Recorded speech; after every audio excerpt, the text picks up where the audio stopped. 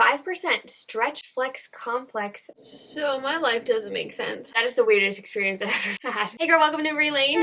You have no idea how excited I am about this video. We need to just jump right into it. Today we're going to be comparing the new L'Oreal Voluminous Panorama Mascara versus the Maybelline Sky High Mascara. As soon as I saw that this was out, I immediately added it to cart without even looking at any details or anything. And then when I got it, I was like, oh my goodness, this is the exact same brush as the Sky High. I'll show you the comparisons in a second, but I cannot wait. Okay, I'm going to do the Panorama on my right and the Sky High on my left. Starting out with the Panorama because I'm so freaking excited about it. Okay, curling the lashes, and if you saw my TikTok hacks video, you saw that this was in my top favorite makeup hacks I learned this year. When you curl your lashes, you curl from root to tip. You don't just curl at the base. It makes such a big difference. There we go. Fun fact, I was so excited reading through this the first time when I saw it. I thought it said Paranoia, not Panorama. Oh, the brush is a little bit bigger. It's a little thicker at the base, but they're still so similar. If I show you the pictures, you'll know why I thought that they were like the exact same.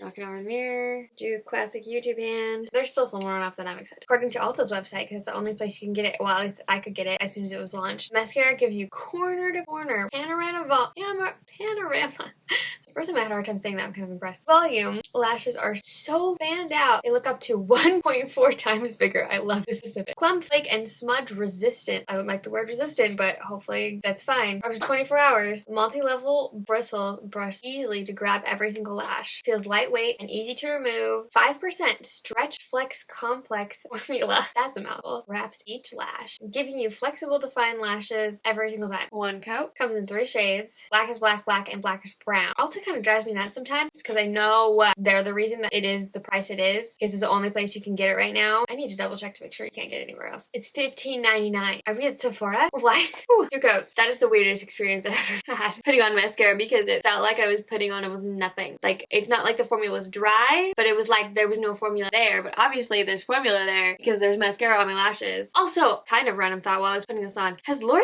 done a brush like this before? Don't they normally stick to like fluffy brush? Oh no, I'm just kidding. There's the Bambi. Oh, maybe I should have compared the Bambi.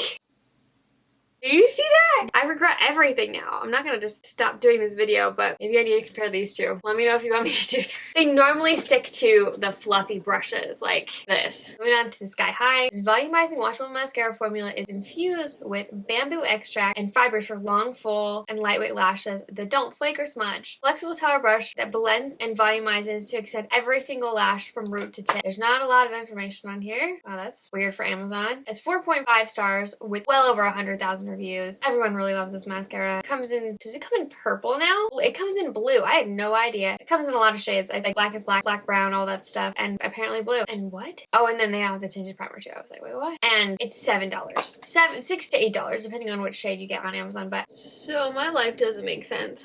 This one's supposed to be a little bit more lengthening. Still good volume, right? This one's supposed to be more volumizing. Why is it the opposite? Why does this one give a little more volume and this one give a little bit more length? Like, you see that, right? Make it make sense. They look like they're cousins, not sisters or twins. They look related, but not related.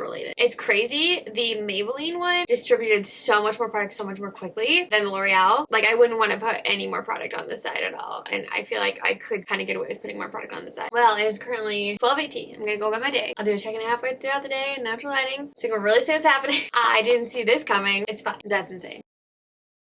So I 100% forgot about daylight savings time and the fact that it'll be dark at 6 o'clock. So no natural lighting, but everything's holding up. Nothing's transferring. Everything's staying curled. No smudging, no flaking. We're good. So I guess we don't really need natural lighting to do that.